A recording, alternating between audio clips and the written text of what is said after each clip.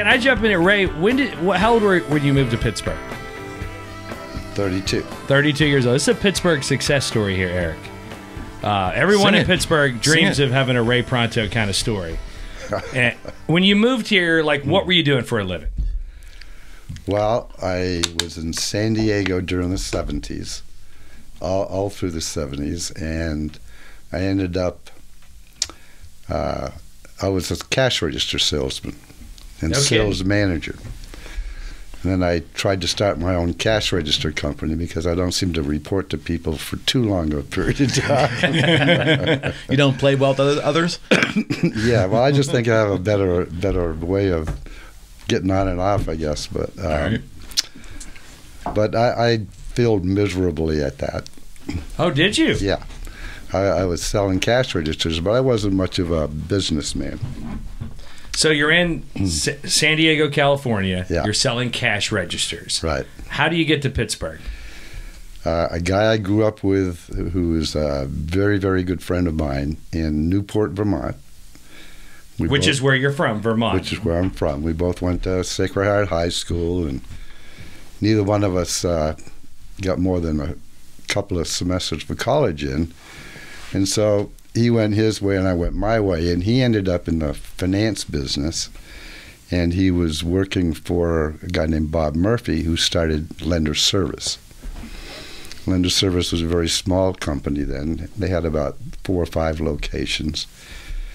And were all the locations in Pittsburgh, or were they all over? No, there was one in Pittsburgh. I used to work right next to it. It was in the RIDC Industrial Park. Yeah. Off the Parkway. Yeah. I worked at National Dragger, which was right next door to that in the early '80s. Yeah. Yep. And that concept was to go into different cities and start a mini lender service where you service your clients locally. And Fran Azer, who was my good friend, still is, from Newport, Vermont, was hired by Bob Murphy to open up in Fairfax, Virginia. And Fran, you know, he's a good mind, but he's not a salesman. And all I'd done was sell because it was easy. Unless it was cash registers. Yeah. No, I sold a lot of them, but I didn't know how to run the business, and you had the service behind it and stuff, and I just wasn't mature enough in the business to make it work. So Lender Service, they had nothing to do with title insurance or closings. It was just servicing loans at the end of the day. No, they didn't service loans at all. They did real estate appraisals, and they did title work, and they would do the title work and they would hand it off to an attorney. But you're still in San Diego right now, and Yeah. you're hearing about your friends working for this company. No, well, actually, he called me. Okay. Because we stayed in touch, and he says, "Hey, I'm doing this, opening up a place in Fairfax, Virginia, and I need a sales guy." And that was right when my cash register business, which wasn't very big, wasn't working very well. Plus, Fairfax, Virginia is closer to home, closer to Vermont, right? Yeah. So I think they gave me like $750 to move. Had to lie on my application for Fran, he knew, but to send it to Lender Service, you had to have a college education. So I lied and I said I graduated from this college. I didn't know that. Wow. The first time you pulled something scandal. like that. Everyone was doing it back then. This is why I podcast. I didn't know that. Yeah. So I gave him the name of Champlain College, which is a junior college. Yeah. I played soccer there, remember? And then they kicked me out because I only had about 20% attendance. And so how did we get to that point? We're getting you to Pittsburgh. Yeah, because of my application. You were laughing about me lying. And Fran says, I don't think he'll check. I'll confirm it. And I said, great. Okay, so we filled that out. He hired me. Bob allowed him to hire me, and so I drove up to Fairfax, Virginia, and I worked with him For about a year there, year and a half, maybe 2 years, and because I was really beginning to sell outside of the area. What were you selling? Just like their lender services? I was selling that we would manage their appraisals. We'd get appraisals done for them, and we'd get their title work done for them. And then so whenever a local like credit union or whatever, they have a it wasn't credit unions. I don't know if you remember the old household finance. Oh yeah, Avco finance. They just try to scam me when I was commercial out credit of college with like 33% interest personal loans. Once you get along with them, you were with them forever. That's exactly right. But you were learning a new industry because you'd been selling cash registers for years. Yeah. Why did they need lender service to order the appraisal? Why wouldn't the bank just order it? Well, because they didn't trust their branch managers getting the appraisal on their own because they would influence the value. Sure. Okay. So you want a third party. So we were the third party in between, and we, on behalf of the household manager, we'd hire the appraiser, give them the value, and then they would make. So it's kind of like an indirect way of having like a third party do it. It happens nowadays, but back. Whenever you did it, the company said, "Hey, we'll be that third party for you." Well, those commercial credit, Avco, household, those managers, they would pick an appraiser that gave them the value they needed to make their loan. Well, of course. And if they didn't do it, then they'd just go find an appraiser who would. Yeah. It was as simple as that. So. That is the Wild West. That's the Wild West. Yeah. So it was organizing the appraisal work, organizing the title work. Hey, we'll take this off your guys' plate. Just outsource it to us, and we'll handle all this stuff. And we do the title work for them too. My part was just to get them to start dealing with us. And I bet as we get to Pittsburgh here, you learned something when you were doing that about how do you get them to sign you up, right? Was there taking them out to dinners, taking them to play golf? How did you get them to pick your team? All of that. And then some. Mostly do a lot of drinking with them. and then, get the stuff done. Well, anyway, we started, Fran and I was the salesman and he was the operations guy. We started expanding beyond Fairfax, Virginia. We're going into North Carolina and stuff. And the big owner of the company made the comment, what you guys are doing is going to be the death of our company. By growing too much? No, because we were doing it from one location. Yeah. So we were growing faster than any of his regional offices, so he came down and says, maybe you guys got something here. And he brought us up to Pittsburgh, and that's our RIDC park. So now you're 32 years old. You've been doing this a couple years. You've had some success. Yeah. Now you're in the Burg. And then as the business grows, you mean like you're signing up all these different banks and lenders? Well, still then, what I had concentrated on was just the finance companies. And the lenders. The lenders. So we got up here and decided to continue with what we were doing, only doing it from Pittsburgh. And the concept was working so well that then Bob Murphy started closing down his regional offices and bringing them all over to Technology Drive. Mm-hmm. And that's how ultimately they built that other building, and we're doing that. So I did that for 11 years. Okay, so that was my next question. I was just going to say, because somewhere Ray Pronto says, I can do this on my own. I don't need this other company. No, that wasn't when that happened. Okay, so still even longer. So you're at lender service for 11 years up here in Pittsburgh. Okay, so hold on. Are we just... Does the name ATM come into this picture here? Okay. That's what I remember. That's what's coming next. Okay. Yeah, because I remember that. An ATM was a customer of mine when I was in the paging business in the 90s. Sure. I was your pager guy. Yep. And I was always over at Airport Office Park. Slinging pagers. So you're at LSI for 11 years. 11 years, and then Prudential Home Mortgage, they purchased us. Mm-hmm. They purchased lender service from Bob Murphy. Okay. And George Stepetich, I think, was his partner. And then they came in, and within like 60 days, they were writing job descriptions for all the different levels. It was the bigger corporate thing. We were the independent thing. They found out And about your application. Can I ask you a weird question, Ray? During those 11 years, were you becoming a wealthy man yet? No. No? Okay. no, Okay. no, I was, You were the working man. I was working my butt off, and Somebody else was getting rich. somebody else was getting rich. I might have mentioned their name earlier. Right. Yeah, and so when Prudential was coming in, I was going to be screwed out of a job because I was a vice president and they handled all appraisals then. I didn't handle the title work at all.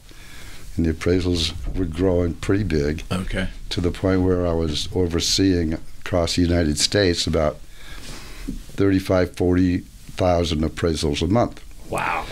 And that's one of the reasons why Prudential wanted to purchase them. Sure. Wow, And, 40,000 appraisals a month. A month, yeah. And I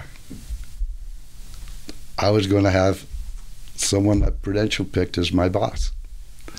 And so was Fran, because he didn't have a college education either. So now you're 43 years old. Prudential's coming in. And Yep. what happens next? Well, Fran and I talked. We were still good buds, still are today.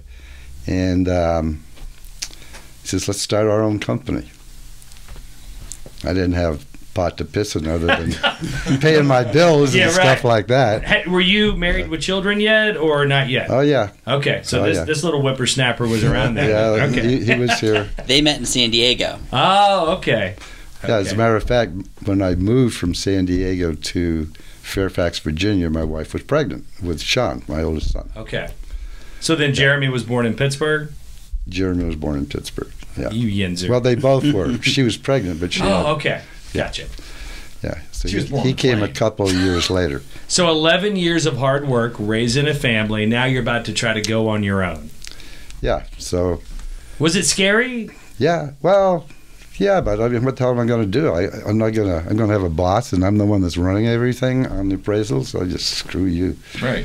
You know, that was But my it's still attitude. a risk. But Perfect you know, and attitude. I'm sure Jeremy. I don't know if Jeremy got this from you, but he always says there's no investment without risk, right? You have to risk something to go Yeah. out on your own, and that's what you did then. Yeah. And so we went and started ATM. started ATM, but in, RIDC Park. No, No, Airport Office Park. Airport. Rouser Road. Rouser Road on Airport Office Park, and we left the company under service with about 30 employees, maybe 35.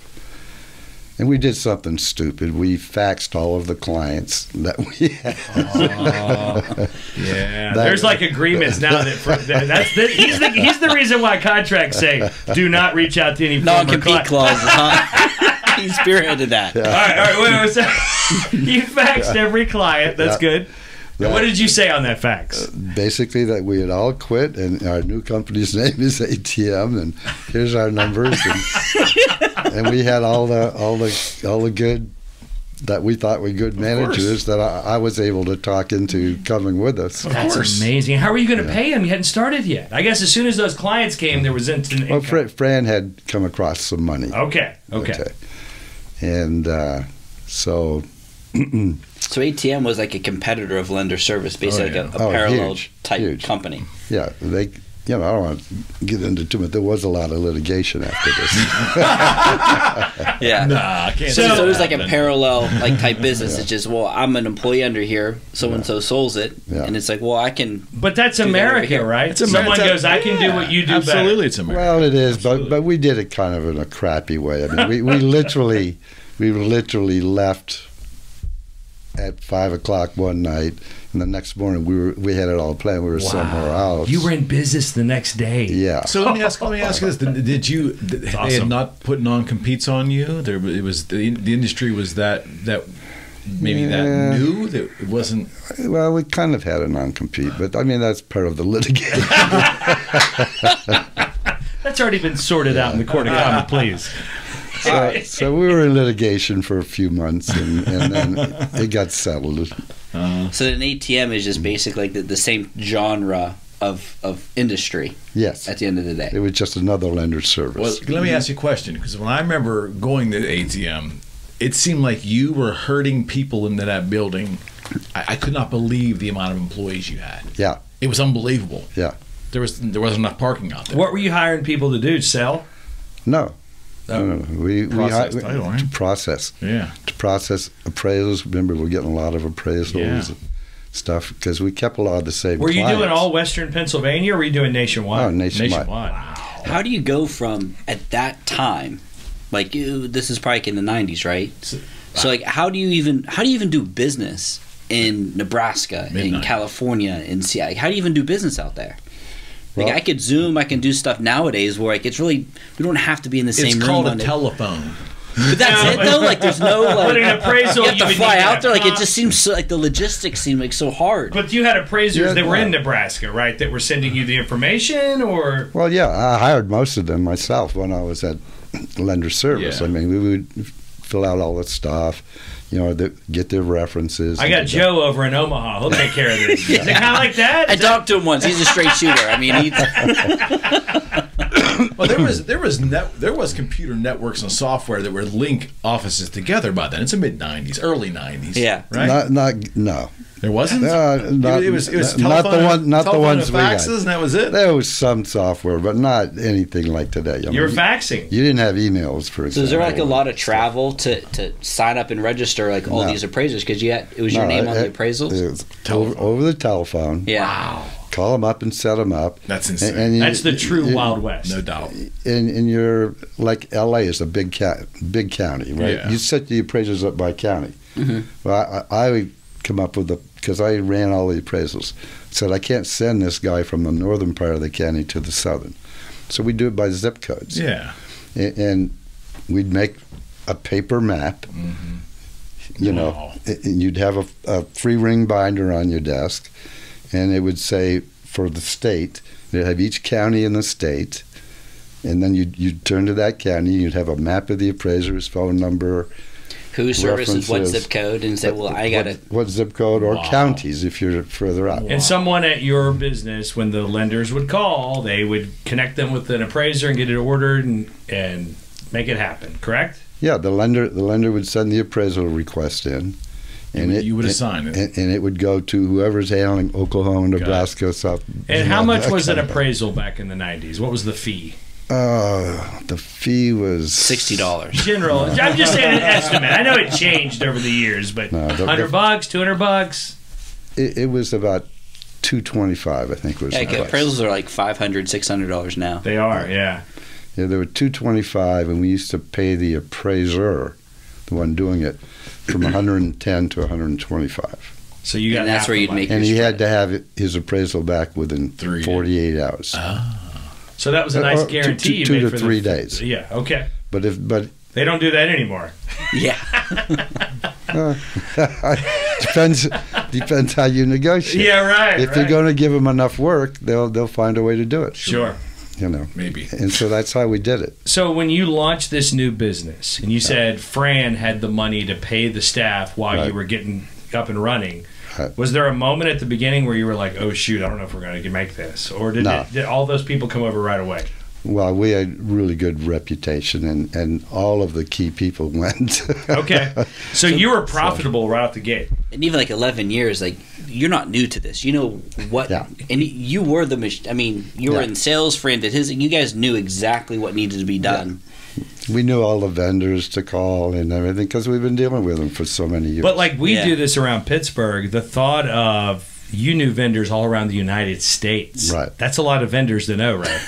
That's a lot. The a lot Dropbox of would phone be. calls. You didn't have Dropbox. Yeah. What are you going to do without Dropbox? Yeah, but it wasn't one person. No, remember, you had all these people, so one person would handle 3 states, for example. So you would call a guy like me in Memphis and go, "Hey, I need you to run Arkansas, Mississippi, and Tennessee." No, No, not at all. no, you're talking operations versus the appraiser. Okay. Yeah. Okay. So Yeah. the operational people would be dealing in Mississippi and Tennessee or whatever. Was there layers, Ray, or was it Geographic. direct? I mean, you folks were talking directly to that appraiser, or were Yeah. you talking to? Do you have like a representative in a certain area that then would talk to them? Was there No, another no. layer? In There's no layer. It's all Okay. central processing. Okay. And that's why you saw so many people coming in. you know. So it was good for me. What did you have to do every day? Because you had a team. So once you walked across the street to your new place, what did Ray Pronto have to do every day to make sure that it was successful? Well,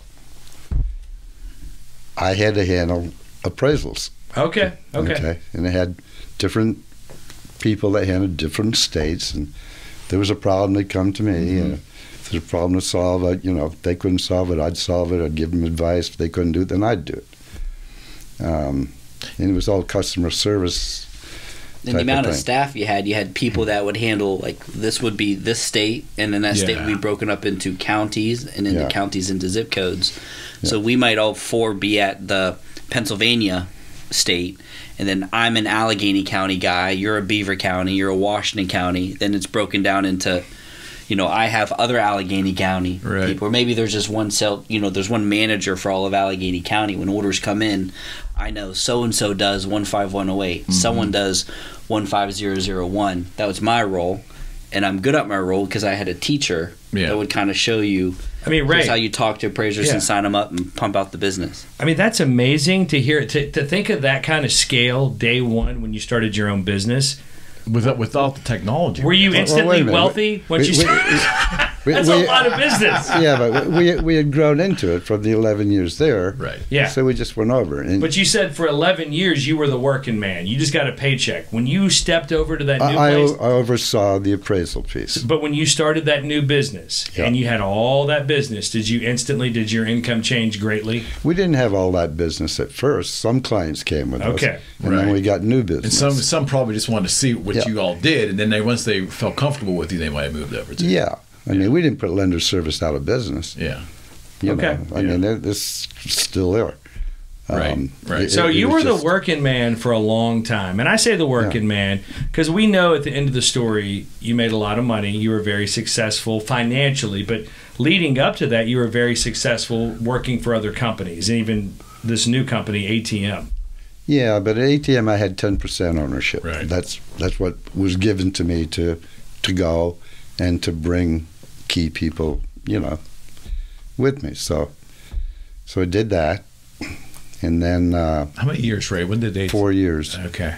I was with ATM for 4 years. So now you're 46, and you're going to do something different now. No, it's 48. 48. Okay. Yeah. But you're 15 years in the industry. Yeah. 15 or 16 years in the industry.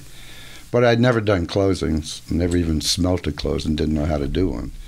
But because again, that was being handled by law firms. Yes, because when you get into the larger accounts, like big banks and stuff like that, the banks would order the appraisal, which still I oversaw, but I didn't oversee the title. But the money in that industry was all in the title insurance and the closing. Right. And whoever did the closing would sell the title insurance. Right. So we would sell the attorney basically. And I was doing appraisals. I wasn't even doing that. Now this is still while you're at ATM. Yeah. Okay. LSI and ATM. That process was the same. Right. It was just fighting for clients at that point. So at 48, what made you jump to a different business? What happened? Well, I was kind of getting there because whoever did the closing controlled the title insurance, and that's where all the gravy is. And you saw an opportunity. Well, I did. As a matter of fact, I went to my boss then. You're asking a question. And I said, how about if I start a department for you that does closings? And both LSI and ATM had tried to do closings, and they hadn't done it successfully. And I'd spent all my life in appraisals. And so my boss basically said, what the blank do you think you can do? You don't know anything about closings.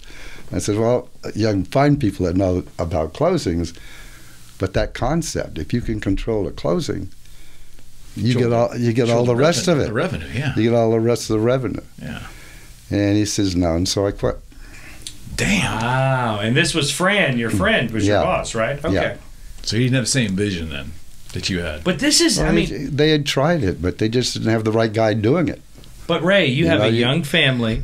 You just told me you got 2 little boys bouncing around. You're in Pittsburgh. Yeah. You're in your late 40s now. Mm-hmm. You got enough stashed away to just start something new? No. I didn't That's even exciting, though. That's exciting. I did not even have a savings account. Wow. I really didn't. And, But you had confidence. I can relate. And you had an idea. well, I had that, and I was tired of working for people Right on. because I was the key player, but I wasn't getting paid, in my opinion, anywhere near my contribution. And so I was just tired of it. And I thought this concept would work. Because it's very similar to the appraisals, because you have to go out and find the appraisals, and you can kind of control the network, and you have to kind of sell the lender on the situation. Well, you can do that. Now all you have to do is just marry the bank and handle the closings as well too. So how did you kind of pull the attorneys? Either would you try to register the attorneys kind of through and kind of make a... No, I didn't use the attorneys. I did it without them. So that's where we get to Service Link. So you quit from ATM, or you resign. Yeah. And is this where you start a new company, and where'd you come up with the name Service Link? What happened? Because that's what he's getting at. Because now once you start the company, he's asking, how did you get business? Yeah. Well, that's kind of weird. Yeah, because if you go from like not knowing anything about the title, right, Yeah. to like stopping, It's scary. yeah, Well, I knew about title. I mean, I've been in the industry for yeah, 15 years. familiar with it. But I just never worked in title, and certainly not closings. Mhm. But I knew a couple of people that did.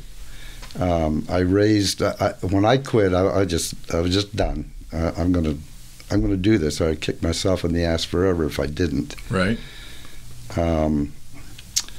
So I raised from neighbors $465,000. Wow. Neighbors or friends. All right, hold on. Okay. You raised from neighbors. I know a couple neighbors too. But the odds of me raising $400,000 from my neighbors. Wow. That's This is literally like a GoFundMe. In what year was Whether it this? was GoFundMe. Well, there was the that guy was that called GoFund Ray. No. The guy that built my house, a couple of the huge appraisers that I had built a relationship right on. with, that You called some markers in. They knew you knew what you were doing. This is a I successful wasn't calling guy. in a marker. I told them what I was going to do, and they trusted in me, Right. and they believed in the concept too. Two of my neighbors, pilots, they were making good money. Right They were on. making better money than I was. And if you have 8 people and you raise $465,000, that's not that big of a chunk to anybody. Yeah. And part of the reason I was able to raise it is I says my first 12 months I'll work for nothing, absolutely free. I can dig it. No insurance, Yeah, right no on. company car, no nothing. I just worked for free, and I did. I worked my ass And did off. those donors get a big chunk of the company or a small chunk, and they just got repaid? I had 56% of the company, and the 44 was amongst them. Right. Okay. Okay. Controlling interest. Yeah. So these were you? I mean, I don't want to get too personal, but you're in Broad Hill Farms, right? Were you in the home? Okay, so you're there. People on the street. You're like, hey, come on. So you get them to invest in this new company. And where did the name Service Link come from? Well, I came up with the word link in service, because you want to link the different services together. So I just And it was available. came up with it. And was that money It was was available on the website. the .com was available? Now, what year is this? Right. This was January of '97. Damn. Okay. The internet's starting. It's like a new. People are using cell phones, but they were kind of out there. Okay, so Just beginning. yeah, it was. okay, so not to push the cart too far ahead, but didn't the ATM signs come down and Service Link signs went up on No. those same? Was it different buildings then? Must have been different buildings then. ATM was still on Rouser Road. Okay, and you didn't. I went to Aliquipper. There's a company out there called Modern Glass. Yeah. Still there. Yeah. So that's where you opened your shop. I opened up in his lunchroom. Well, that's what I wanted to ask. The $460,000. Most was you had to get a location, but most of that was probably to hire people, right? it was just about all that. I wrote a check. Like I remember in my kitchen writing a check for the first month's rent. Yeah. For basically this guy's lunchroom. He literally rolled carpet over the floor. It wasn't tacked down or anything. I had rental desk. My right drawer wouldn't even open on mine.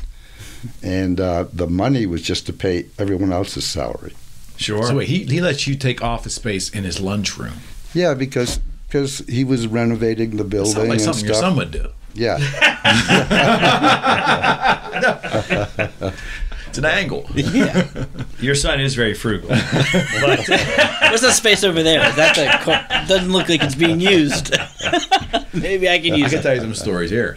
But all you really needed was an address, right, for your company. That's all you needed. I needed customers an weren't address. coming in there. I couldn't get a business license without an address. That's it. Okay. You know, so you needed an address. That was it was a room, I don't know, 25 by 25. Right on. And 25 by 25, that's not that big. No, it wasn't that. I only took. That's not much bigger than this. When I left ATM, I gave up. I had 10% on it. I gave 5% back to him for him to give me 4 girls that I wanted to bring with me. Okay, so it was And some stuff. Well, and they were key people. Yeah, for sure. Yeah. And so he did that. Probably thought I wasn't going to make it anyway, but.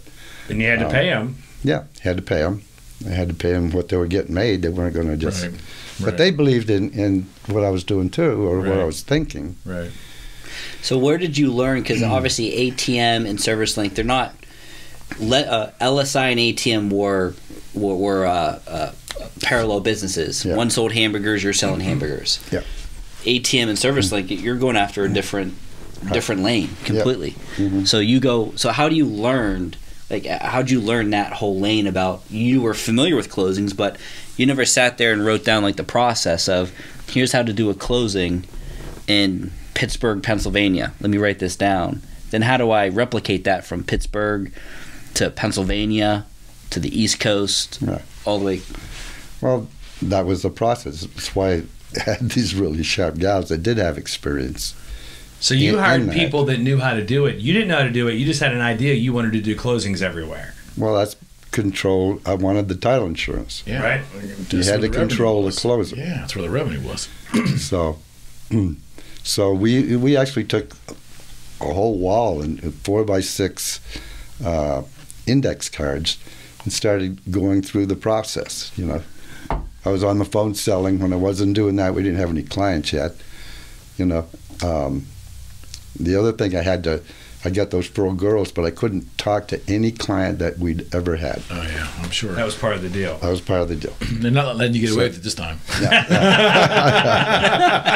Fran was in on the first one. Yeah. But imagine that. So, you know, I used to get these little cue cards you could buy in different businesses and stuff, and I'd sit on the phone at my rental desk and I'd solicit for an appointment, you know. And then, so of that $460,000, that's a great point. So you had to pay your staff, you had to rent an office, and then you had to hold some money to schmooze, right? There had to be some schmoozing. Well, you had was it all cold calling and people just signed up, or did you fly in and I had to fly in, make the presentation, and get them to place their first order with us. So before you even flew out there, you had to write down the procedure, right? Well, that's what we did. We had to set up vendors. Yeah. You know, the girls were doing that. I'm calling clients, trying to get work I don't even have vendors for yet. But, you know, it's a process. You're not going to call somebody and they're going to give you an order the next day. So let me, I'm missing something here. So when you did this, at that moment, you're basically cutting out the closing attorneys. At that moment. That's my intention.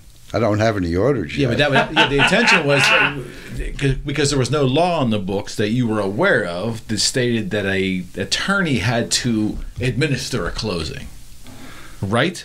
There's no. It's not. Just sees them. It's not a legal function. There was an assumed right that they did, right, and I think in purchases, it still is because there's a transfer of property. Okay. But as we got into it, you know, this is further down the road now. I understand. This is when the Department of Justice came into play. Got it. We'll get there. Yeah, I did. Oh, Lord. That's scary. So, But your observation was these attorneys were handling these closings, so I could do that. Like the thought never came like, why do I have to be I could just do the same job that you're doing. well, we were doing work for people that were refinancing. Right. Okay, they already own their property. Right. Oh, this is brilliant. You know. Got it. So, okay. There's no transfer of anything. Why does a lawyer So one thing need to that do the Service title? Link was always different about is that, I mean, a huge chunk of their business, if not all of it, was refinances. They didn't deal with purchases like we do purchases. 100% of it. Well, you were also in a At the market where beginning. refis made sense too. Yeah. So you could save a client money. Don't use lawyers.com to do your refi. You don't need them. You're not transferring the property. We'll just do it for you for. That discussion never came in. I didn't have to do that. So what was the compelling reason for them to do business with you? Just the costs were lower? Well, the typical attorney then would charge $750 to $900 for a closing. Okay.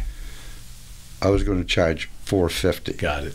But that wasn't the key thing. Okay. The key thing is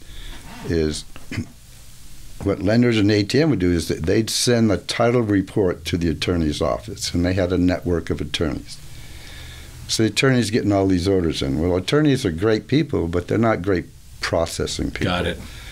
And it would take 60 to 90 days for them to close a loan. A refi, too. A refi. Because 90 days for a refinance. They'd have their staff, get a stack of them. Okay, I'm working on this one today. I'll get to the other one, and there was no urgency, none whatsoever. So we would get the title work back the next day, and we'd immediately start clearing that title, and then we would be ready to close in 4 or 5 days. Absolutely. So it was service related. Wait, so it went from 90 days is what the industry standard was. 60 to 90 Maybe days. if you got something 60 days. You could have charged $1,000, Ray. And then you go to them and say, I can get this done in a week. Yeah. And then the bell, I mean, every bank's got to be like, holy shit. Well, they didn't believe you, first of all. Yeah. So I just said, hey, I'll do your first 10 for free. But doesn't that show like the complacency about what it took you 90 days to do your homework? I got my homework done in 4 days. That's how drastic of a difference it is. That's huge. So whatever you went from ATM and you're doing the appraisal stuff over like your shoulder, you have to be looking at. I didn't do it when I left ATM. I was sick of appraisals. Yeah, I didn't do appraisals anymore. But while you're doing them at ATM, you obviously dropped it. But like you said, you saw the ball over there. That's where all the money was making, and you just have to see the like lollygaggers just doing all this. Is like, wait a second, you guys, what are you guys selling over there? What are you guys doing over there? It takes you that long. I could do that better than you guys. You saw weakness in the process that you could exploit in a positive way. Yes. Yeah. So I had said he was in the appraisal industry, and then while he was, working that scene, he could see how the title industry is kind of working, and all these orders are going to these people. And you thought, well, why can't I just do the title industry? So I'm still taking orders from banks, and someone has to process that loan. Why can't I do the title insurance? So instead of just organizing the appraisal side of things, why don't I organize the closing side of things? And that's where I had made the comment. Well, I mean, I just know from like purchases. I mean, it's you have municipal requirements. Like doing a purchase in Pittsburgh is different from Brentwood to the city of Pittsburgh to South Fayette. And I just thinking like, how the hell are you going to do this? From transfer taxes different in the city. You're just thinking about across. Right, and every municipality in every state's different. So the fact that he didn't do that, though, he said, no, I'm just going to do refis. Because refis is probably a little more uniform around the country. Well, it's not as complex. You don't need a certificate of occupancy. You don't need a lot of those types of things. You've got to do the title search. If there's any liens on it, you got to clear them. You got to get the title payoffs. Search just shows like here's a record of who owns the property and what debts. And what liens are on the property. Right. Yeah, and then the taxes. You have to do the taxes. And that's a little bit different per state. That's different all over the place. Yeah, right. And a lot of it, if you have a trust that's involved. Right. So you have to know those kinds of things. But I had a department eventually that all they did was get taxes. Right. And they knew that in some of these rural areas, you have to call on Tuesday afternoon and Friday morning, or they're not in there. Because these guys literally would keep, in some of these remote Oklahoma towns or even Vermont towns where I'm from, they would keep the records at their house. They weren't even in the courthouse in some of these small areas. Wow.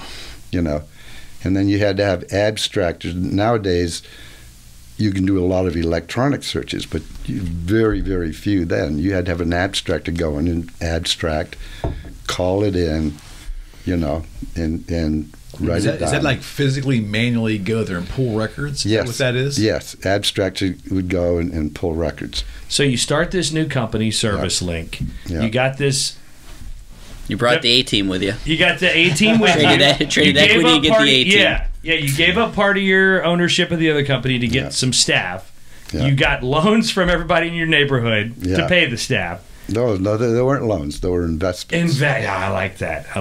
And then this is the part that makes everything. You got to go out and get the business. Right.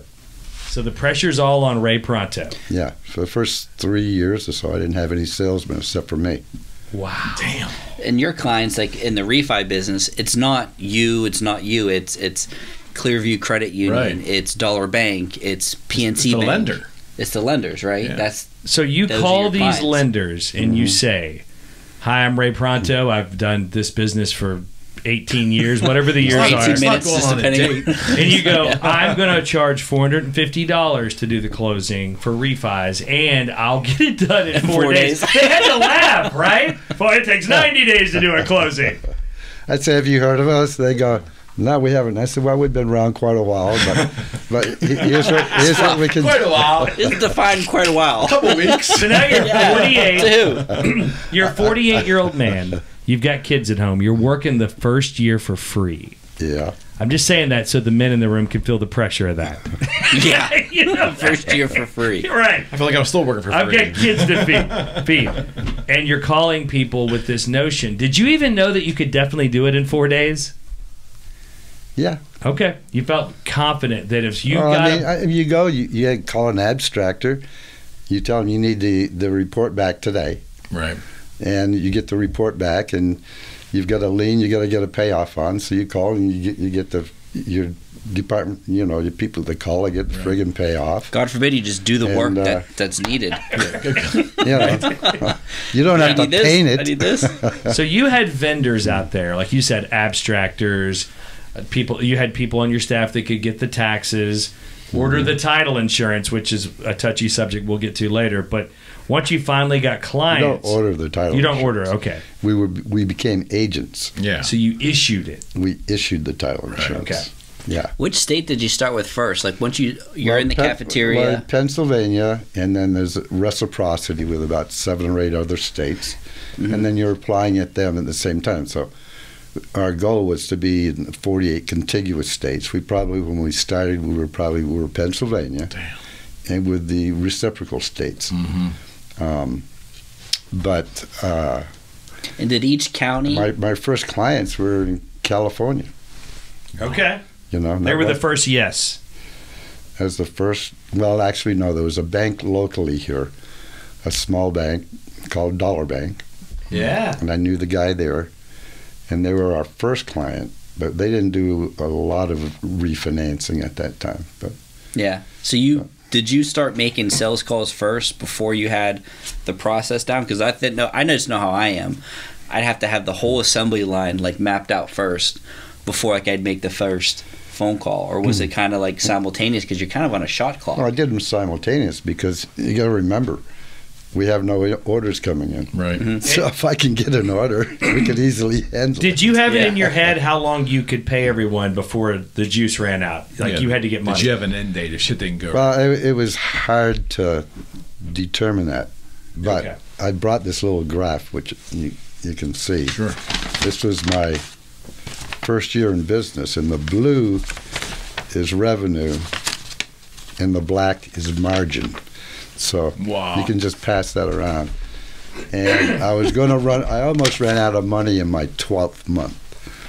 That's when I first made enough that I could pay each month. Yeah. You know? And then it kept growing like that for so then you 5 write years. So you write all the procedures for like the state, and then you have people doing procedural stuff. You're out bringing in business, and then I'm not out bringing in business. I'm there too. I'm working with them on the procedures, but in between, I'm spending an hour and a half calling. You know, just like your shoe salesman. And you probably got a lot of no's, right? A lot of no's. You got 95%. So you're in. I mean, think of sales, man. Sales is a hard job. Like being in radio all these years. I mean, I sell, but I didn't sell. Like in real estate, I sell, and no's are hard, right? You got to be a stubborn SOB if you're getting 95% no's. To keep someone else. How many moments of doubt did you have in that first 12 months on that graph? None. It was just a matter of money. Was I going to have to try to raise more money? But so you were bought in the division. You knew it would work. Yeah. You just had to make it work. Conceptually, it had to work unless you screwed it up. Yeah. Okay. You know. So you were confident. In my opinion. Yeah, I was going to say, that's a lot of confidence. Like, I have the process down. I can go from A to B to C all the way through. You just got to just give me the damn order. That's it. Yeah. Just give me the damn order, and then I'll promise I'll have it to you in a week. So Well, it's like I said, all of my first clients, because they didn't know who I was, I'd tell them, I've been in this industry for 15 years. But I'd say, hey, if you don't think so, give me your first 10 orders. I'll do for free. Prove it to you. Prove it to you. Yeah. I'll prove it to you. You'll have to pay the title insurance, but I won't charge you anything for the closing or for the rest of the risk. Work. You hear that a lot. Like, just go out and just do, like, if you're cutting grass or something, it's like, well, let me cut your grass for free and tell me if you like it. And then they like it. Just go do it. It's a great sales tactic. Not all companies can do it because they can't survive doing it. You know. Well, I couldn't survive forever, but if you do those 10 and you just wow the hell out of you them. have to. You're a 10 out of 10, and it's like, see, this order took a week to get done when you're used to 60 and 90 days. And the hook for sure was, I mean, that 50% cut in fees. In a turnaround time, that's like a fraction. They can do more business if they can do refis in 4 days instead of 90 days. They can suddenly they can make a lot more money. They can't even do the orders, because if it takes 90 days, you got to think like the bandwidth of like your staff. It's like we have a line out the door of people that want to refinance. Yeah. They want to put a deck on. They want to go to a lower interest rate, but like we can't because you have this log jam. Yeah. So just a quick question. So I think they have to mention this too. During this time frame, I think interest rates were about what they are now in '99 for a short period of time, and then they started to bottom. So I'm guessing refis were real fucking popular. I went through one in that era too. Yeah. You know, that was a great thing that helped you, because no doubt these attorneys, as bad as they were at doing this, only got worse because there was too many requests. Okay. Yeah. So what were the interest rates whenever you started ServiceLink? Because I think that's kind of... They were high, right? They were probably above 10. Are they at 15% or are they at 7%? No, they weren't at 15. So we're talking 97? Yeah, they were probably 7 or 8. Yeah. And I think they peaked it, historically they peaked it in 99 at just under 9, I think. And we haven't seen that since. Mm-hmm. Right. So, but then in the early 2000s they dropped even more. That's when it was on. Yeah. So once you started, you have the staff, you have the proceduralist, you're making sales calls, it starts like to catch. How do you know like what chess pieces like to do second, third, fourth, fifth? What do you mean? Well, okay, so like you needed more staff. So how did you come up with the hierarchy of, okay, well I need this person to do this job, this person to do that job? Well, as you get more bandwidth, if you're the chief, well, I need other people. Well, as we get more wider, how do you create the roles? Well, back then we didn't have a computer system to do this. You had computers for like email and stuff, but you didn't have a process with it. We were developing that, and they're going to have someone write it. But the reps would have a file cabinet on wheels, and we know they could handle about 60 to 80 active files, and I set up 4-man teams. And as the orders grew, and if you close a deal, you had 60 in, and now you got 59 because it's closed, right? You could take another order. It would be that kind of rotation. Mm. And the other thing I did that I could never stand a customer service department. I thought that was just to cover up your weaknesses.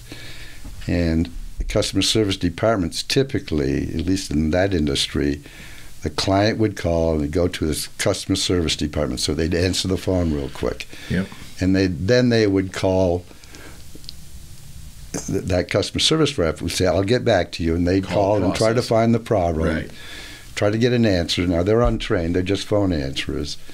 Then they'd get the answer, and they'd call the client back. The client would say, "Well, yeah, but then what about this?" Well, Yep. oh, okay, we'll do this process. It's a again. volley. It's a constant volley. Yeah. So what I did is I set up training from day one.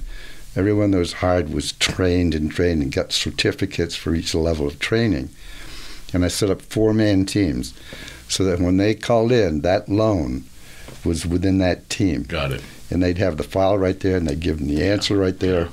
And boy, this sounds like Jeremy Pronto right here. This sounds good. Okay, now I see where he gets it. All right.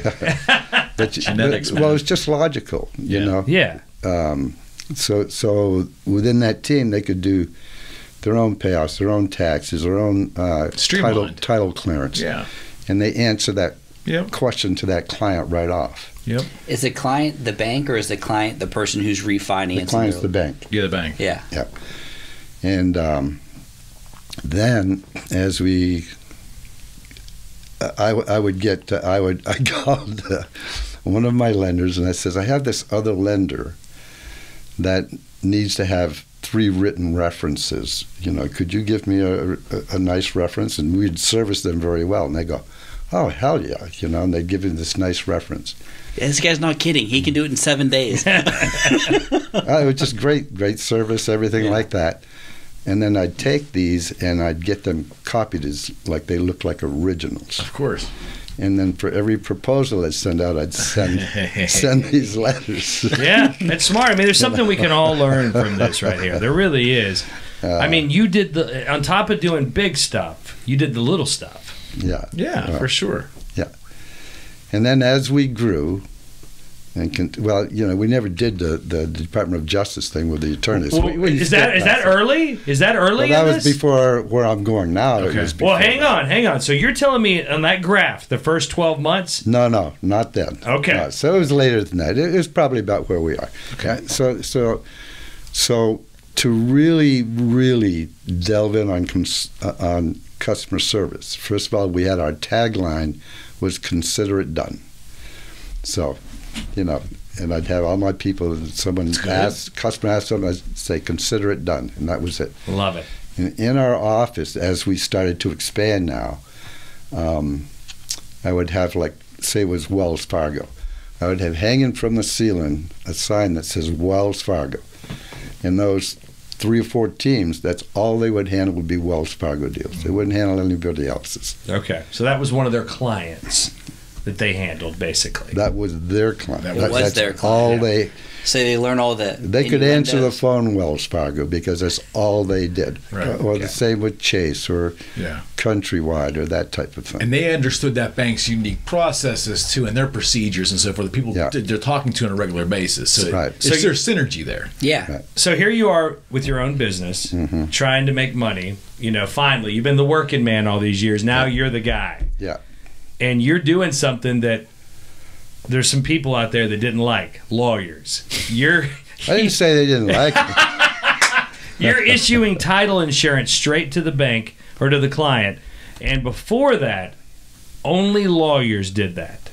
Pretty much, yeah. Okay. Yeah. So how long? It's a revenue stream for them. But you're doing it's a big one. But your premise is, well, this is a refi.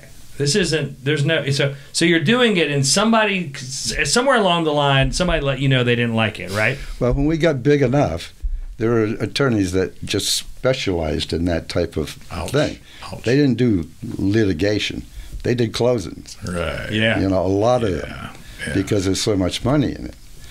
And so, when I started pulling business from them as I got bigger, I go, "Who the hell is this Service Link company?" And so their bar association would take it up, the North Carolina one, the Mississippi one, the LA one. would take it up and say, "You can't do this." They'd call the customers even and say, "These guys are doing this illegally. It's the practice of law." So I happen to have a very good relationship, and actually was employed with us at a very high level for quite a while. Ed Krug, who also was a neighbor of mine. And Broad Hill Farms. And Broad Hill Farms. And he's an attorney. He's a walking encyclopedia on closings. I've met him. Nice man. Nice man. He's a walking encyclopedia with real estate. Yeah. There's been plenty of times, like me in real estate, where there's just random questions, and he'll cite something, reference something, and you know, he knows it's that's the easiest way to describe that. A walking encyclopedia, anything real estate. He's the guy. But for a moment, Ray, are you worried like, oh shoot, they're going to stop? I'm finally growing something on my own. My company's in danger. Did you feel that at all? Well, I talked with Ed about this throughout. Sure. You know, so I mean, even from the beginning. That could be fatal to your business. People are calling the clients. Well, it would have closed me down. This is illegal. That's got to be so frustrating. Like, because I know how I am. The slightest thing, I get frustrated easily. Yeah.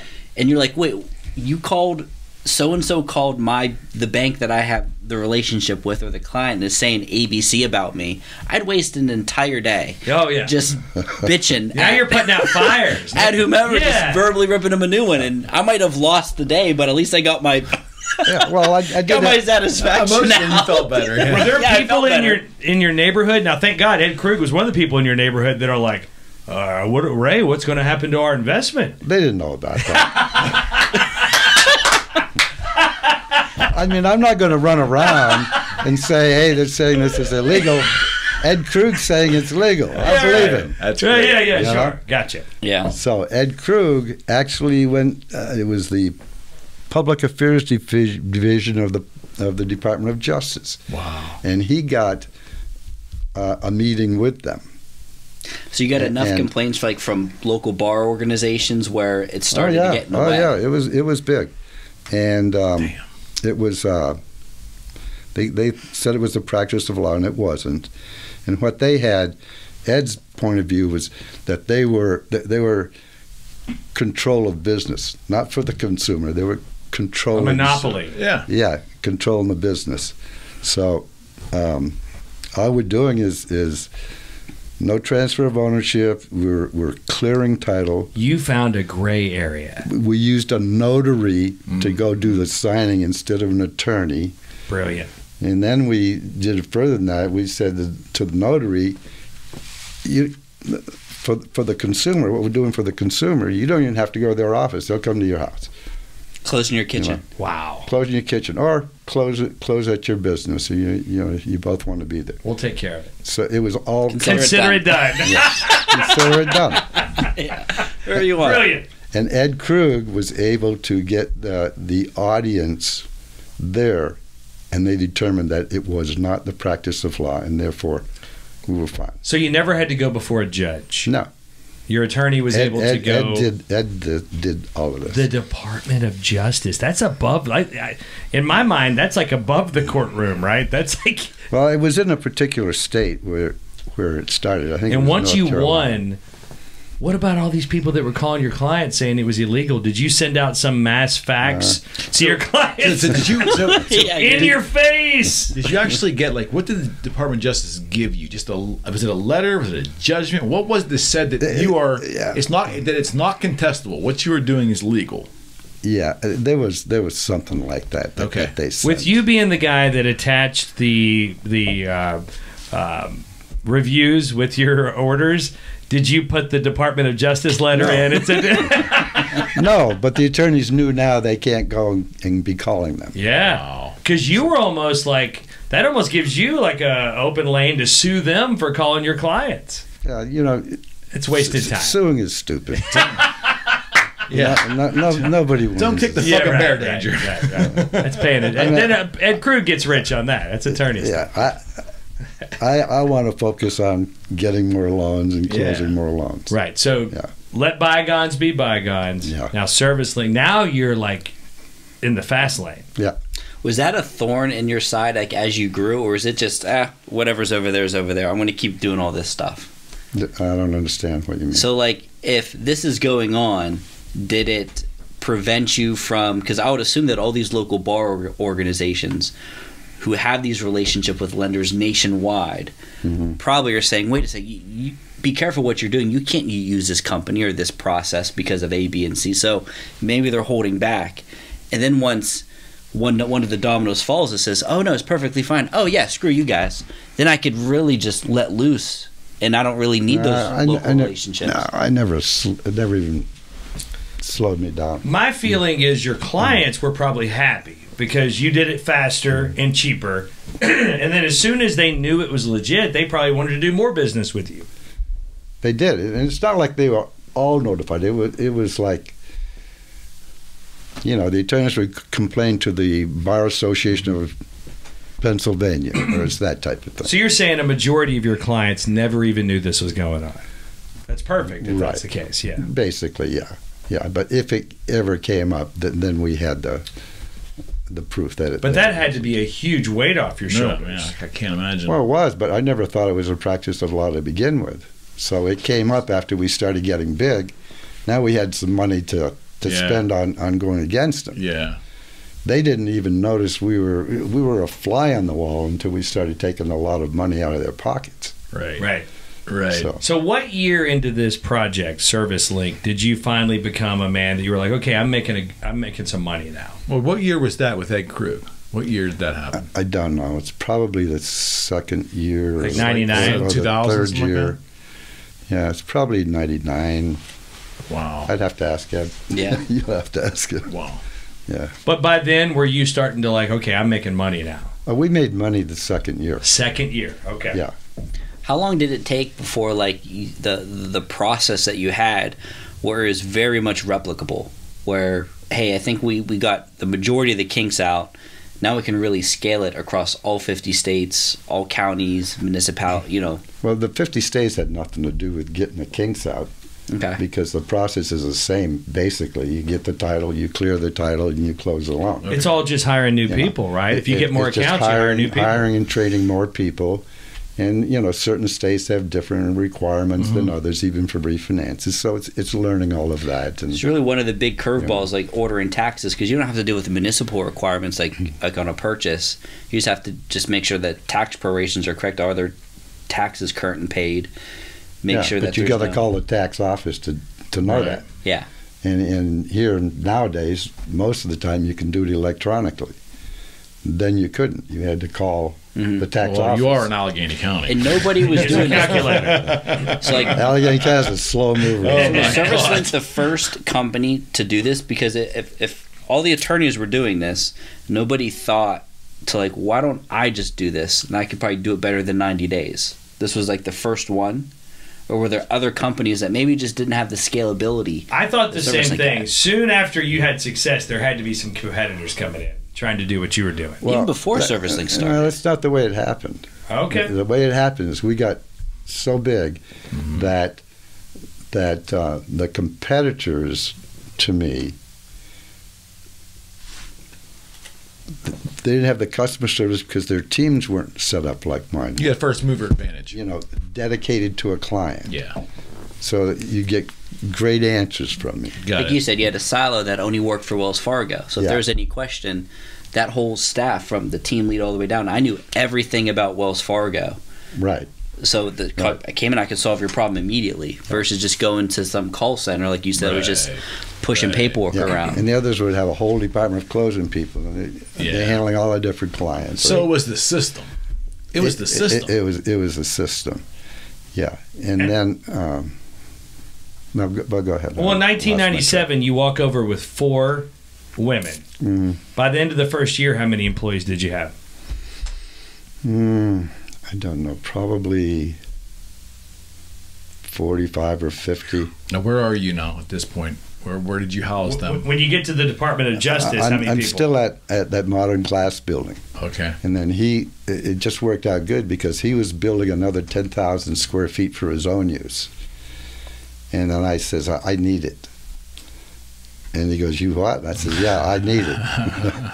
And so he ended up building that out. And then I says, I need more, you know. So you were still in Aliquippa. All this growth, you're in Aliquippa. Yeah. Okay. You know where in Aliquippa? Are you? It's like right off, like where Independence Square is. Yeah. Okay. Is it the same plaza? Was there a company called Sardello's, which was right next to you, right down the road from where you were?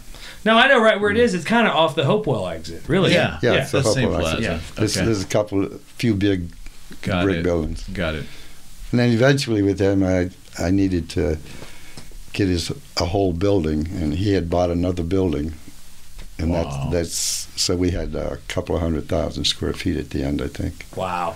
So you went from 4 employees to hundreds at some point. Well, when I personally sold the company, we had about 750. Wow. Jesus Christ. And that was 7 years later. Huh, this is interesting, guys. I know the answer to this. During like its heyday, how many closings per day were you doing? Well, when I sold, we were doing one closing about every 2 minutes. In America, one closing every 2 minutes. Yeah, we're doing about 300 a day, and 6,000 a month.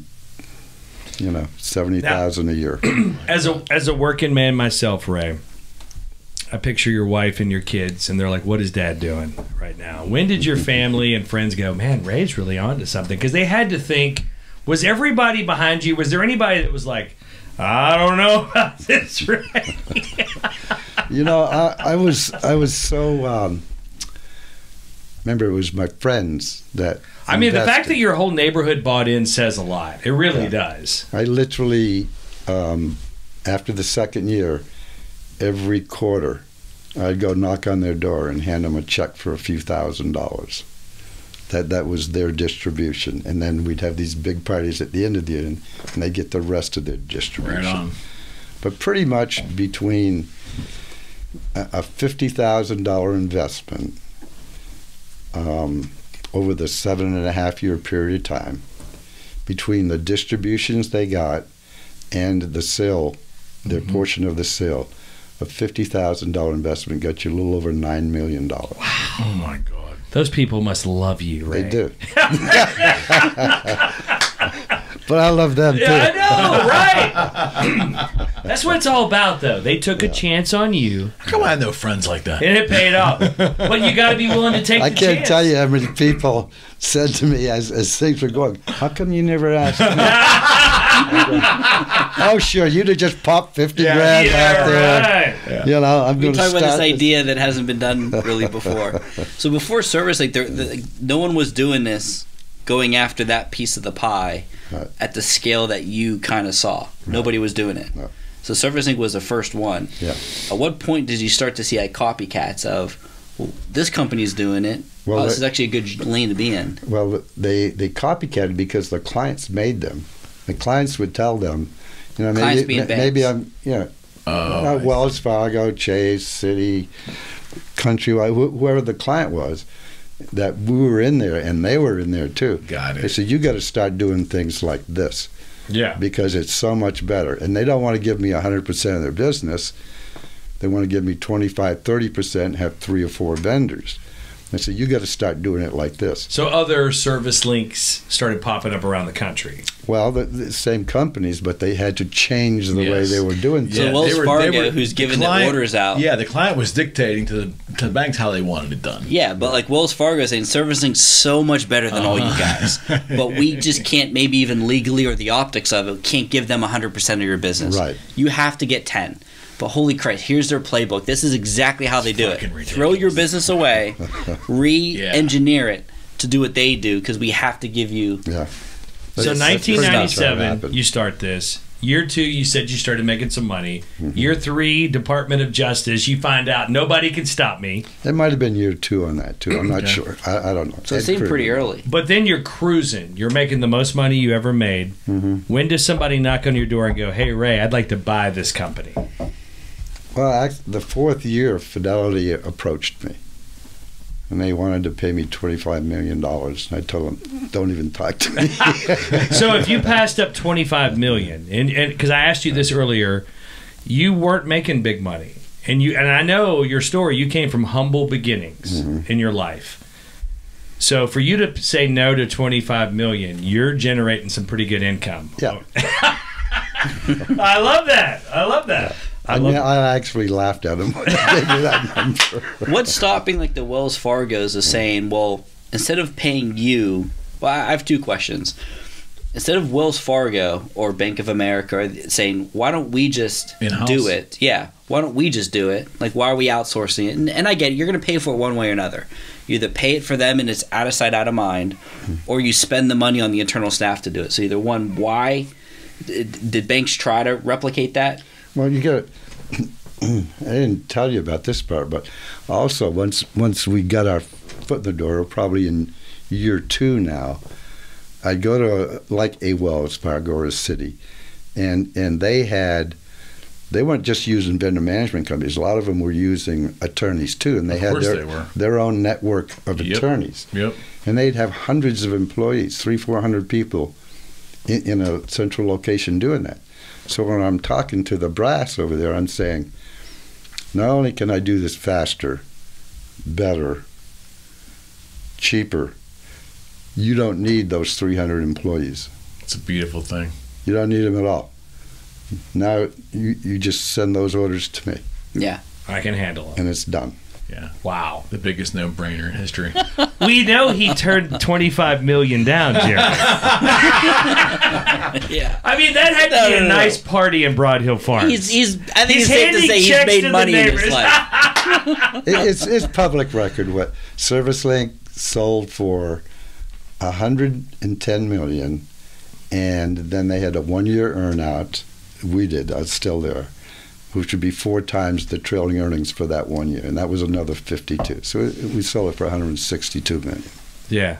So, and that's not a secret. That's right. It's all public. Anyone can find that out. Yeah, but I mean, for you, I mean, that was you'd worked your butt off your whole life. Yeah. And you had a dream to do it on your own, and you realized it. Yeah.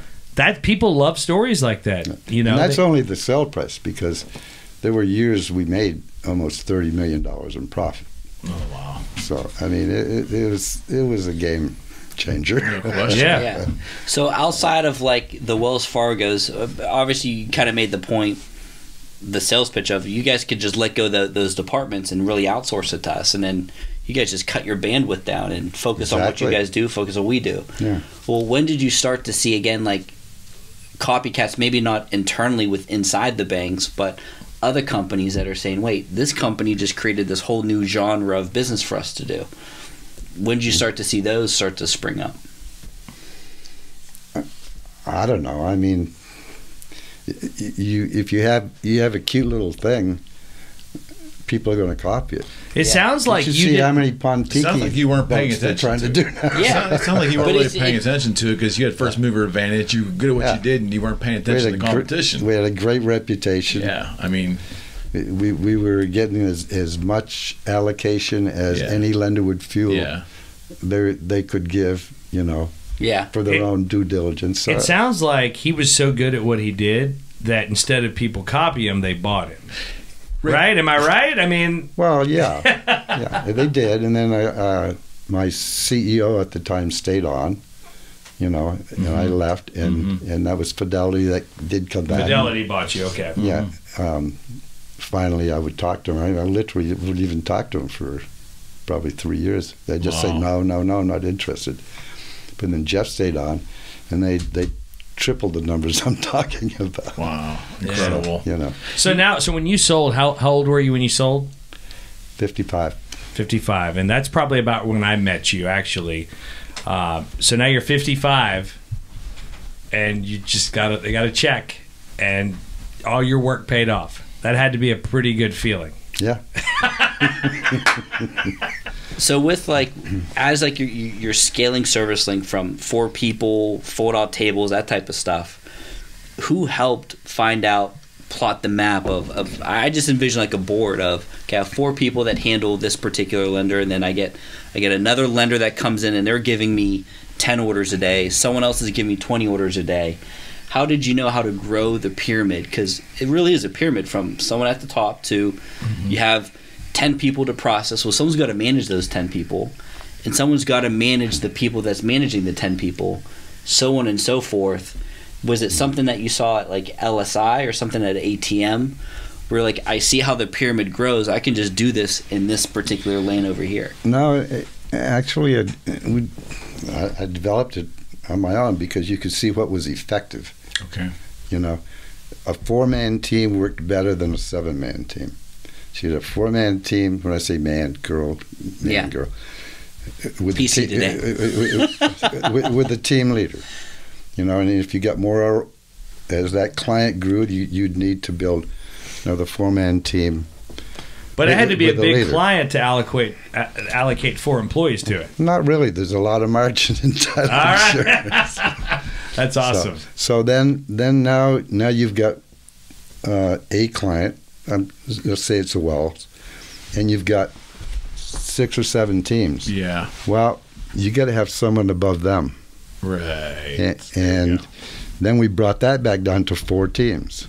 Each team had a team leader. Yep. We'd have a AVP that they would report to. When did you get so big that you were able to hire someone that was your, what was it, the director of fun? I think Terry Engel. Yeah. I've heard legendary stories about that. You're like, you know what? We're doing so well. We need a director of fun. Well, there was 2 ends to that stick. I was very into the employees. They would walk through the wall for me. I mean, I bonused them. I treated them well. At least I think I did. I mean, I didn't have much turnover for that. So, and we were doing very well. And once you have about 200-300 people and stuff like that, and you can get too far away as a company. Sure. So, you know, Terry and I are good friends, and he's one of the investors, and he wasn't working. He was kind of retired. And I says, why don't, you know, over drinks, why don't you come in and coordinate fun for these people? How awesome is that? And I'll call you the director of fun, and you'll have a budget for each department. Take notes over there. Director of fun. So each department had a budget, and he had to, you know, pull that out of them, make sure we do something. He'd coordinate it all. He was the director of fun, and whatever they wanted to do. What were some of the things the director of fun would do? Well, I don't know, baseball games, or going to a club, luncheons. You know, we would have Don Trini is another guy. We you know, certain Fridays or something like that, he'd set up barbecues outside, and everybody would go and eat. So you wanted to keep morale high because you were doing well. You had good people. Well, turnover kills, man. I know, right? Because you have to keep retraining people. Retraining. Yeah. Morale was critically important. Absolutely. To grow that fast. Yep. And keep that level of service. Everybody had to buy in. Yep.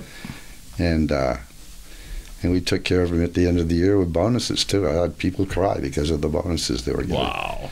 You know. Take notes. So. Hey, look! I tell you this, I've known you a long time, Ray, and you are, to me, you're an American success story. No you, doubt. you know that, right? No doubt. You are. Yeah. You worked hard. You came from humble beginnings.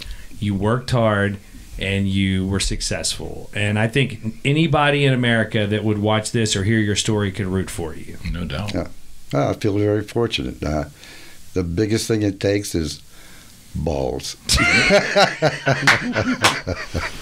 actually go do it. Yeah. No, it's like I said before. If you don't want to be 60 years old, 70 years old, and say, I wish I'd have done this. Amen to that. That I think would eat me personally more than to have done it and failed at it. I think I would rather have failed at it than not to have done it.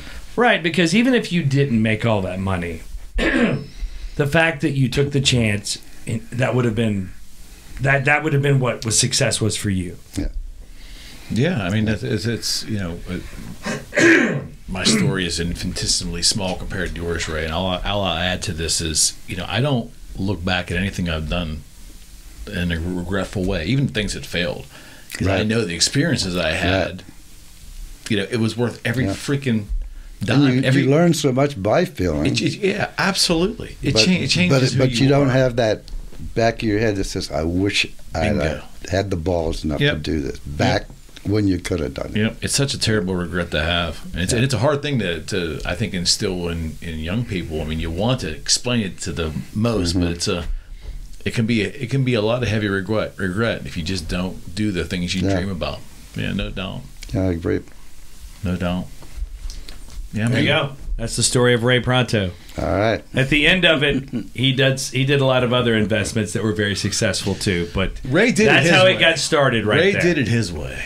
You know what I mean? And that's like did it my I was hoping we could have serenade before we were done today. Hey, I've got one procedural question. You said you were the agent. Also, your company was the agent writing the title insurance. Right. Could that have been a reason potentially why the lenders didn't want to do that themselves? Because was there be any conflict with them also being handling insurance as an agent and also being a lender? I don't know. Could there be a conflict there? I think there's a conflict. I think there is too. Yeah. So they wouldn't be allowed to issue the title insurance on their own policy. I wouldn't think so. I wouldn't think so. So maybe that was a strategic, kept them out of doing it themselves. Yeah. Yeah. Once they saw your success, like, hey, we can't do exactly what Ray's doing. What was the first call like? Because obviously you want to start a title company, you want to issue title insurance. Yeah. You've never done it before. How do you find the insurer, like a Stewart Title, to insure you? Well, I think Stewart might have been one of the first. Ed Krug helped on that. Yeah. Susan, one of the gals I brought with me, was very knowledgeable about title. They knew about lender service, ATM. It all built. You know, they'd known that we had done these searches. Yeah. You know, and they were agents too, but we didn't do the closing. Got it. Yeah. See, so, Got it. So it wasn't that big of a leap. It sounds like, one thing that Ray, it's like it's knowing how to do something and having a system, but relationships is a huge part, right? I think service, right? To me, when I hear your story, it's your relationship. It's a service thing. It's just providing just an impeccable service. And surrounding yourself with really friggin' smart people. That's all I did. I've never done a closing in my life, and I built this company. Yeah, right on. So it's not, you have to, I look at myself more, if I look back at the whole thing, as more the maestro. I just took the right pieces and put the right pieces and people together, to accomplish the goal. I was the visionary, Yep. but I was the maestro to make them all work. Even the sales, I only had 2 salesmen ever, and I'd go in and still close the sales half the time because, it's just an easy thing for me to do. Well, it comes because I believed belief, in the process so much. Yeah. When did you bring in? Because whenever Jeff came in, because obviously, like you said, you handled sales, but you were running the company as well too. Yeah. And then you start off with this, and then, like you said, you were very methodical about, okay, well, I know exactly 4 people work really well. More, if they have more, it's too much, not enough hands on it. So you kind of grow incrementally. At what point did you hit like a cusp where it's like, I need to stay good at what I either like doing, what I'm best at? Yeah, I think it was probably my 5th year, maybe. Yeah, probably around the 5th year. I knew this thing is just getting bigger. I'm only so smart, and I really need some intelligence beyond what I have, financial intelligence, just to carry the load. I mean, certainly, it's getting bigger and more complicated, and I wasn't shy at all about, hey, you're not going to be my boss. I'm still going to be the visionary, but you know what? I need key people. You put the right team. And Jeff Corey, I had to wrestle to get him, and I knew he would be the right guy, and he was beyond the right guy. And he was working for another company at the time. He was working for his own consulting firm, a financial consulting firm. He was the president of it, and his brother Robert had moved on to Marlin Labs as their CEO, and it's a big family with brothers, but I had to speak to Jeff's oldest brother, Robert, to get him because he just made him president of that one. And I remember Robert saying, we were sitting at Nevillewood, and he said, "So how big do you think this could get?" And if you're sitting on the veranda in Nevillewood, it's not concrete. It's like those little pebbles, You're sitting there. I just played there last week. Okay. And I said, you see that green pebble there? And he goes, yeah. And I said, you see all these other ones? That's how big it can get if the right people are there. And I need Jeff to do that. So did you recognize that you're just the first one in this pool, and it's like no one else is doing what I'm doing at the speed, at the cost, or whatever? And not only like I didn't have to work out any kinks. Like you got it down pat, and there's still no competition left.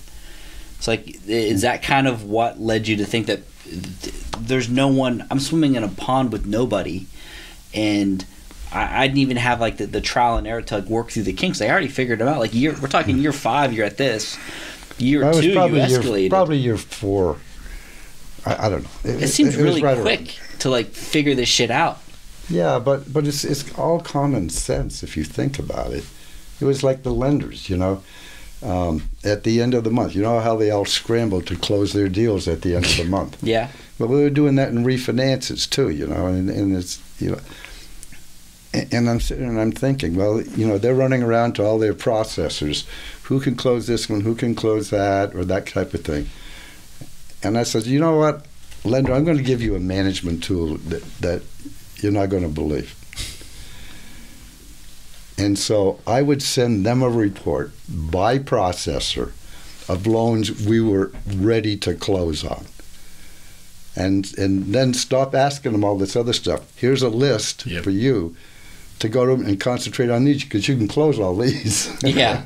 Right. And they go, wow. It sounds so simple. And they made everybody else start giving them those kinds of reports. I mean, So those are kind of things that like you saw that there was a need for that. Oh, well, do you think it helped that you didn't have any experience in the industry to begin with? Probably, because I didn't have any of the old habits. I guarantee it. Yeah. Yeah, for sure. Yeah, for sure. Because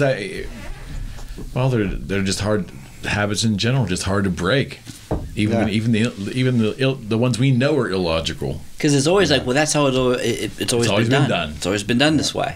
No one ever thought to do it. That's how every county operates and every municipality operates in this entire city. Yeah. Their front offices. Well, there's no need for them to change.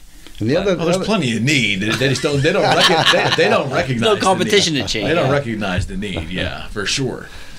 And the other thing you got to do is when you grow that big, obviously, is you can't keep. We've had this stuff. Yeah. You can't keep your arms around everything. You've got to train the managers to make decisions, to make logical decisions. And I always tell them, make a blanking decision. If you don't come in here. Person, if you're not sure which decision it is, you can come in and talk to me, but you better have a decision what you want to do before you come in. And you teach them to make decisions. It's almost like, well, not what do I do? I'm either going to do this or I'm going to do that. Yeah. Don't come in and ask me what to do. Yeah. Come in and tell me what you think you want to do, or do it. First of all, if you make a mistake and you've got a good reason why you made the mistake, then it's not a problem. At least you made a decision. You're not just paralyzed, just sitting there. Yeah, because you got that much stuff going on. You got to be making decisions. You can't be making them at one desk. Yeah. You got to be making them. Think about how many businesses ultimately get stifled because the owner or ownership group just can't let go of control. Can't let go. Yeah. I mean, I was guilty. Yeah. As a one-man show, I was guilty. Yeah. I mean, I could not. No one was going to see my vision, man. I had a vision. No one was going to see it. No one's going to pack that up like I would do it. Yeah. It's one of the hardest things in growth is the top guy can't trust his people, his management enough, or doesn't bring in enough management and doesn't allocate. Oh yeah. I remember whenever I was young, and it was late night, and I remember how I started to develop all these checklists. And I remember Dad saying, like, well, what are you doing right now? I was like, I have to do this. I have to send these emails out. I have to get this done. And he goes, stop. can someone else do this for you? I think I was 24 or 25 at the time. Just very simple. It's like, well, write it down. And I write it down. And that's how these checklists start to get from 1 page to 14 pages. But I remember him saying, like, so what? I remember it was like the conversation was, I said something, and he said, what, no one else? And I said, well, I need to do it. He goes, stop. You're telling me no one else can do that thing for you. Only you can do it. Like, real, like, you know, sarcastic. It's a thought process, though. Yeah, you have to there you go. Realign your thinking. Then parlay a bunch of those things, and now it's like, now you got a job position for somebody. Now fill somebody to do that job. And that's just kind of like where. But the thing about you, go ahead, Ram. If you're handling this piece of paper or this thing that's got to be done, is that because you're not smart enough to figure out someone else in your company can do that? Or are you too stupid to realize that? What is it? Yeah. I mean, if you're the owner of the company, right? I mean, and if you just spend 2 hours in any business and everything you're picking up, and you seriously ask yourself that question, and then you start to delegate. Yeah. You know? Powerful. And then how, like, with the title industry, it's almost like all these different compartments are down to a T. It's not only did you have the Wells Fargo, like, sign, which is like a clear indicator of this bank does these things this way, that bank does things this way, right? And then you learn it, right? And then you have like a whole system, so it's just a freaking machine. Yep. And everyone's used to doing the machine. And you should see when those clients come in, when they would come in. And they'd see their names, the little banners, of course, with their whole thing, and then you'd see "Consider it done" over on the other side of the wall, and they'd just go, "Whoa!" Yeah, that's like wait. So that team right there is only for us. It's all your guys. It's all your guys. They're dedicated. 5 people, are all just there for that. Go ask them. Any of those people in there, those 40 people, ask them who they handle. Yeah, just go ask them. Walk up. And they probably knew little intrinsic things about Wells Fargo and how they operate and how their people operate. So they felt like the names of their processors. Catered service. Yeah. Yep. Yeah, it's strong. So as like you build, it seems as though it's always like customer service is definitely the main driver of literally absolutely everything. Yep. So the attorneys that seem to be of dropping the ball from like this stuff, it would seem like it was just taking candy from a baby. Whereas they're not processors. Right. They're attorneys. Doctors aren't processors. You know, it's a different thing. I'm not knocking attorneys; they're just not processors. You know, and they don't want to be processors. No, they want the revenue. They get paid per hour, don't they? Yep, they certainly do. And there needed to be a field for this because there was such a scale. It's not like it's way back in the day, very much pre-internet, where if you worked in Moon, you went to the Moon Bank and you went to the Moon this, and everything was Moon. Well, the world just got bigger, and you just needed an assembly line that could process that scale of stuff. Very little parochial anymore. It was just the web. And conceptually, it was then. You say, how do you get into so many states? So I say, well, look, if I can call someone across town, it doesn't take any longer to call someone in Arkansas. So what the hell is the difference? You know. Yeah, you say that, but the idea that a guy with a 10,000 square feet in Hopewell could be doing how many per 2 minutes? 2 minutes a day. Could be doing 300 a day from coast to coast. You think you had a busy day? Like, get the hell out of here. It's mind-boggling. That wasn't 10,000 square feet. We were bigger than that. Yeah, that's right. 100,000, whatever it was. I mean, we're behind on this closing. Yeah, are you doing two every 2 minutes? Like, you're not behind on your closing. Get your shit done. It's amazing because the first thought you have is, I'm going to be the biggest in town. And Ray's over there like, oh, are you? I just closed deals in San Diego and Miami. Good for you. And that was just while I was dialing your number. I guess so you just like foresaw it.